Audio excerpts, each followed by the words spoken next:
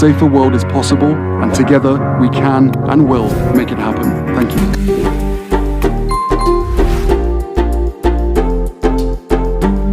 When you show up in community, you find that group that makes you feel like home, but oftentimes you also find yourself again.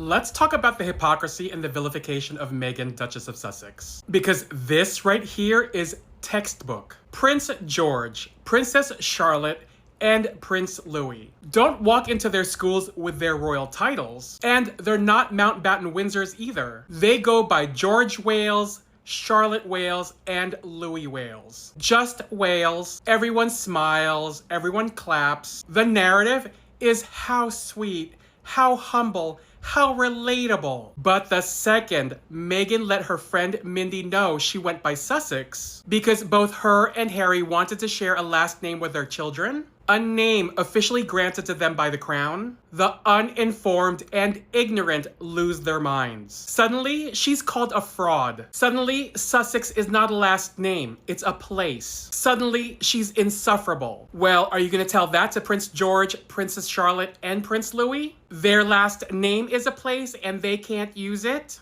You're all a bunch of uninformed, unintelligent hypocrites. So which is it? Because if William's kids can drop titles and adopt Wales to blend in, Meghan and Harry using Sussex is the same thing. The only difference is who's doing it. And that's where the hypocrisy comes in. This isn't about rules. This is about tradition. This is about people looking to vilify Meghan while giving William and Kate a free pass. I could call it so many things besides hypocrisy, and we all know what it is. Every single time, the goalpost moves depending on who's involved. So I'll ask again, where's the outrage now? Or does it only count when it's the Sussexes? Hello and a warm welcome to SUSSEXFUL. I'm your host, Emma. And before we dive into today's discussion, make sure you like, comment, and subscribe to SUSSEXFUL, your home for truth, fairness, and real talk about the royals. Now, today's topic is one that's got many people talking, a sharp and honest observation from Notorious JTB that really exposes the hypocrisy and double standards we keep seeing when it comes to Prince Harry and Meghan, the Duke and Duchess of Sussex. Here's what Notorious JTB said. So George, Charlotte, and Louis go by Wales at school, and it's called humble and relatable. But when Harry and Meghan use Sussex, suddenly it's not a last name. And honestly, that hits the nail on the head. When Prince William's children use Wales as their surname, the press celebrates it. They say it shows how down-to-earth and normal the Wales kids are. The headlines glow with admiration, calling it sweet, humble, and relatable. But the moment Harry and Meghan use their title, Sussex, as their family name, suddenly the tone shifts. The same media that praised the Wales kids starts mocking the Sussexes. They say it's pretentious, not a real surname, or accuse them of trying to act royal outside the palace. It's the same pattern we've seen again and again, the media bending over backward to praise one side while tearing down the other. Harry and Meghan can do the exact same thing, and somehow it becomes a scandal. Let's be honest, this isn't about last names. This is about bias. It's about how the British press and certain royal commentators refuse to let Harry and Meghan live their lives with dignity. Every move they make is twisted, analyzed, and criticized. Even something as simple as using their title the way royal tradition allows. Remember, the royal family has always used territorial titles as surnames. It's tradition. From Mountbatten Windsor to Cambridge in Wales, it's completely normal. Yet, when it comes to the Duke and Duchess of Sussex, the rules suddenly change. What's humble for William's kids becomes attention-seeking for Harry's family. The bias couldn't be clearer, and it's time people start calling it out. If you agree with that, drop a heart in the comments and tell me what you think. Do you believe the media's double standards against Harry and Meghan are getting worse? Let's talk about it below. Thank you so much for watching, and as always, don't forget to like, comment, and subscribe to Sussexful for more uplifting and truthful discussions about the Duke and Duchess of Sussex. The hypocrisy of royal last names, it's, really something to think about.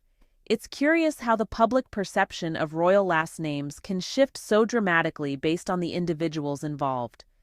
When the young Cambridge children, George, Charlotte, and Louis, use the surname Wales at school, it's seen as a charming and relatable gesture, a nod to their father's title as the Prince of Wales.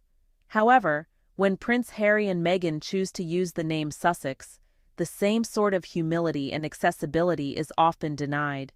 Instead, their use of a territorial last name is sometimes criticized as pretentious or an attempt to stand out. This double standard reveals the hypocrisy underlying the way we judge the royal family's choice of surnames. Regardless of the specific title or place name, these last names serve the same purpose: to connect the younger generation to the monarchy in a personal way. The public would do well to apply the same standard of acceptance to all the royals, rather than elevating certain choices while vilifying others. The Cambridge Children's Wales moniker, well, that's kind of interesting too. The choice of the Wales moniker for the Cambridge children is widely seen as a savvy and relatable move by the royal family. By using this humble surname, George, Charlotte, and Louis are able to seamlessly blend in with their peers at school, maintaining a sense of normalcy despite their royal lineage. At the same time, the name preserves their connection to the monarchy, allowing them to embrace their heritage while navigating the complexities of growing up in the public eye.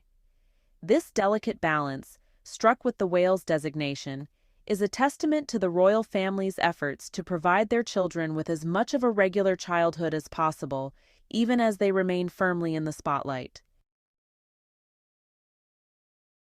The Sussex surname controversy, y'all, it's been a hot topic. The use of the Sussex surname by Harry and Meghan has been met with criticism, with some perceiving it as pretentious or an attempt to seek attention. This contrasts sharply with the general reception of the Cambridge children's use of the Wales moniker, which is often seen as humble and relatable. It seems that the same courtesy and understanding is not extended to the Duke and Duchess of Sussex, leading to a perception of a double standard in how the public and media respond to the royal family's choices of how they are publicly identified. The inconsistencies in how the royal family's children are addressed have not gone unnoticed. While the Cambridge children, George, Charlotte, and Louis, are allowed to use the more casual Wales surname at school, the Sussex couple, Harry and Meghan, faced heightened scrutiny when they opted to use the Sussex name for their children. This double standard highlights the royal family's selective application of naming conventions, seemingly granting the Cambridge branch greater leeway in their public persona while holding the Sussexes to a higher standard. The intense media focus on the royal family has led to a glaring double standard when it comes to the use of surnames. While the Cambridge children's use of the name Wales at school is praised as humble and relatable, the mere mention of the Sussex surname for Harry and Meghan's children has been met with intense scrutiny and criticism. This selective outrage highlights the media's tendency to amplify any perceived misstep by the Duke and Duchess of Sussex, while affording the Cambridge family a level of deference and leniency that is not extended to their royal counterparts. You know, the public often has preconceived notions about how royalty should behave, with an expectation of humility and modesty that just isn't always applied equally. When the younger Cambridge children use the simple Wales surname at school, it's hailed as a refreshingly grounded move. Yet, when Harry and Meghan choose to use the Sussex title, the same public is quick to criticize it as an ostentatious display. This double standard really reveals a bias in how different royals are judged, with certain markers of grandeur somehow deemed acceptable for some but not for others. the public's perception of appropriate royal behavior is clearly influenced by personal biases and assumptions that, honestly, do not always reflect a fair or consistent standard. Surnames carry profound symbolic meaning, serving as a testament to one's family identity and heritage. They reflect an individual's place within the larger social fabric, conveying a sense of belonging and connection to a lineage that extends far beyond the confines of a single lifetime. Whether it's the Windsors, the Sussexes, or any other family, these last names are more than just labels. They're reminders of the rich tapestry of our shared history and the traditions that shape our sense of self. In a world that's constantly evolving, the enduring power of the surname remains a steadfast anchor, tethering us to our roots and the legacies that have come before. The royal family has long grappled with the tension between tradition and a desire for a more modern, relatable public image. While the younger royals like George, Charlotte, and Louis using the surname Wales at school is seen as a humble, down-to-earth gesture, the same courtesy is not always extended to others. When Harry and Meghan used the title Sussex, they were criticized for being ostentatious, despite the fact that utilizing a geographic title is actually a long-standing royal custom. This highlights the delicate balance the monarchy must strike between preserving cherished traditions and adapting to changing societal expectations. As the institution continues to evolve, striking that balance will be crucial in maintaining the royal family's relevance and connection with the public.